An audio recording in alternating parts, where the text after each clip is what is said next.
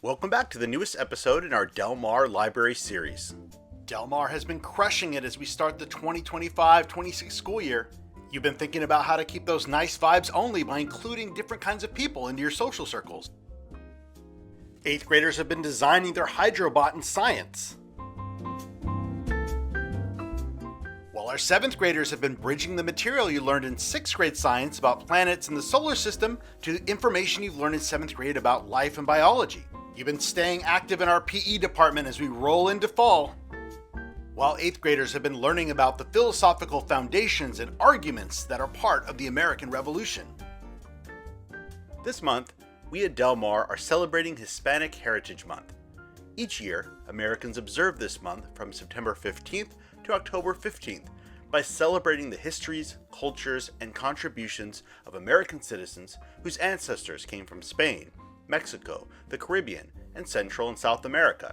The observation started in 1968 as Hispanic Heritage Week under President Lyndon Johnson and was later expanded by President Ronald Reagan in 1988. It was enacted into law on August 17th of that year.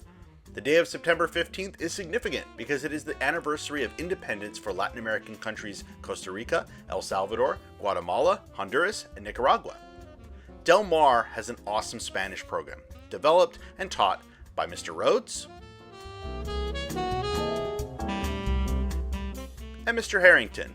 They teach the language skills necessary to communicate with Spanish speakers both at home and abroad, while also exposing you to the various cultures in the Spanish-speaking world. And it's not just in your Spanish class, but in every subject. Contributions to that area of study have been made by those in the Hispanic community. And in our library, we have many, many works from key figures of Hispanic literature, poetry, and art. Let's get to know a few of those titans today.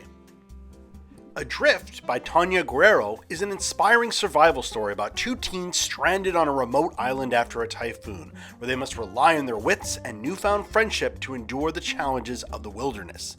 This gripping tale of resilience and hope shows the power of perseverance in the face of life's toughest obstacles. Cuba in My Pocket by Adriana Cuevas tells the courageous story of a 12-year-old boy who is sent to the U.S. alone after Fidel Castro's takeover of Cuba, leaving behind his family and everything he knows. Efron Divided by Ernesto Cisneros is a heartfelt story about a 12-year-old boy whose world is turned upside down when his mother is deported, forcing him to step up and take care of his younger siblings while navigating the challenges of middle school.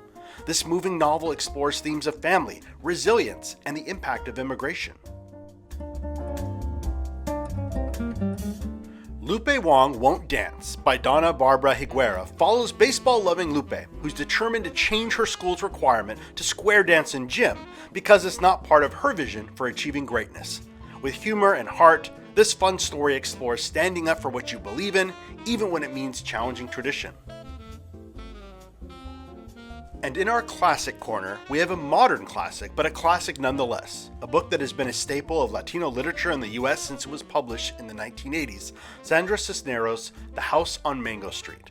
Structured as a series of vignettes, it tells the story of Esperanza Cordero, a 12-year-old Chicano girl growing up in the Hispanic quarter of Chicago. Based in part on Cisneros' own experience, the novel follows Esperanza over the span of 1 year in her life as she enters adolescence and begins to face the realities of life as a young woman in a poor, patriarchal community.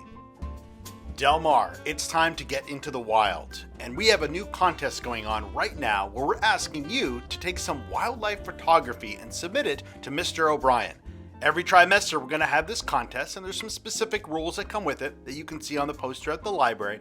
But we also have a special guest this Thursday. In room 2 at lunch, we are going to have a guest photographer to talk to you about taking wildlife photos and how you can make yours as great as possible. Make sure you come this Thursday, room 2 at lunch. And of course, drop by the library to see our display and check out some books. Until next time, Del Mar.